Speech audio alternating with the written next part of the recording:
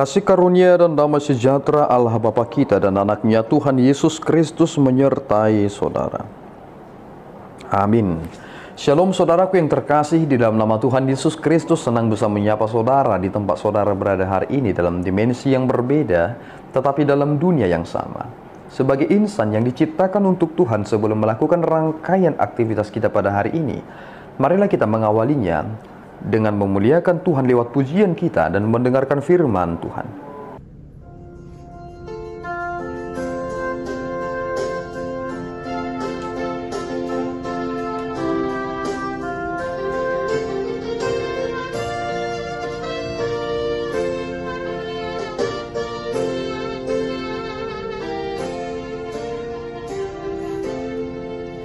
Yang Maha Besar, semua miliknya, Bapakku yang kaya, tiada taranya, permata emas maupun uangnya, terpuji lagi.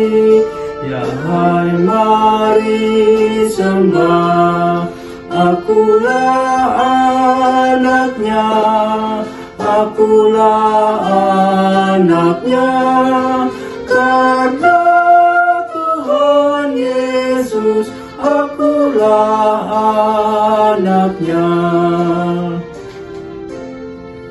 Yesus anaknya datang ke dunia, yang mati dan bangkit naik ke rumahnya, disediakannya tempat bagiku di surga rumahku, tempat Bapakku.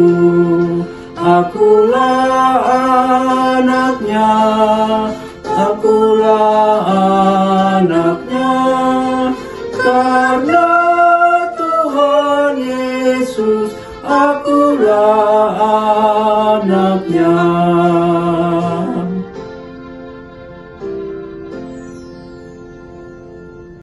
Pembacaan firman untuk hari ini dari Galatia 4 ayat 28. Dan kamu, saudara-saudara, kamu sama seperti Ishak, adalah anak-anak janji. Demikianlah firman Tuhan untuk kita hari ini. Saudaraku yang terkasih di dalam nama Tuhan Yesus Kristus, apa yang disampaikan oleh Paulus kepada jemaat di Galatia ternyata mengingatkan kita terkait tentang keberadaan kita seperti apa sekarang ini. Kita memiliki garis seperti Abraham di dalam iman. Abraham bukan bangsa Israel. Keturunan Abrahamlah yang akhirnya menjadi bangsa Israel. Abraham hidup di dalam iman sehingga ia mendapatkan hasil dari janji-janji Allah akan imannya tersebut.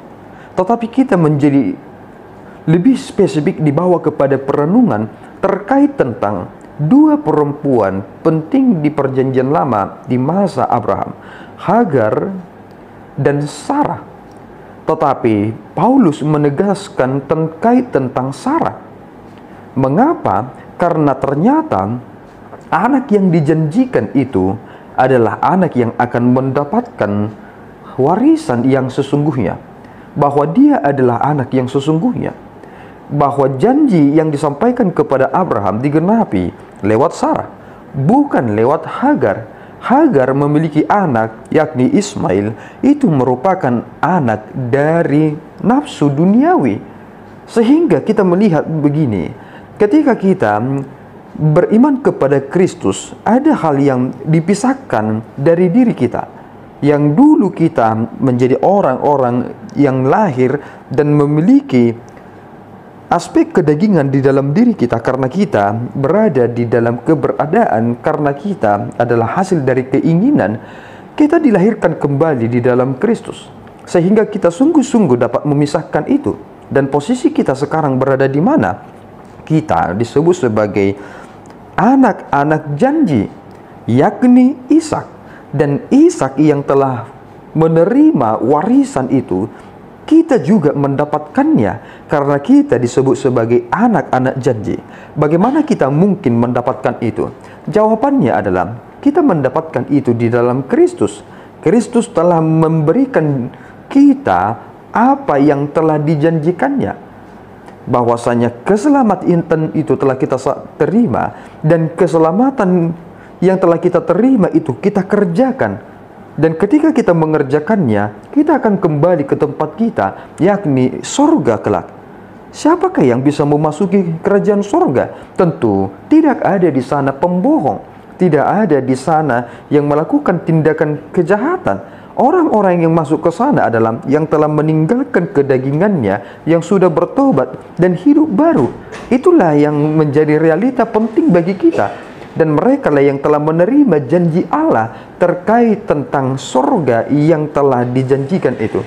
Mari saudaraku mensyukuri ini.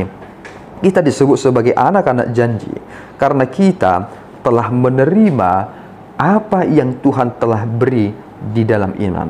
Mari mensyukuri ini dan jangan menjadi anak-anak duniawi lagi, tetapi hiduplah di dalam penyertaan Allah dan hiduplah di dalam kecintaan kepada Tuhan kita. Tuhan Yesus memberkati, kita berdoa.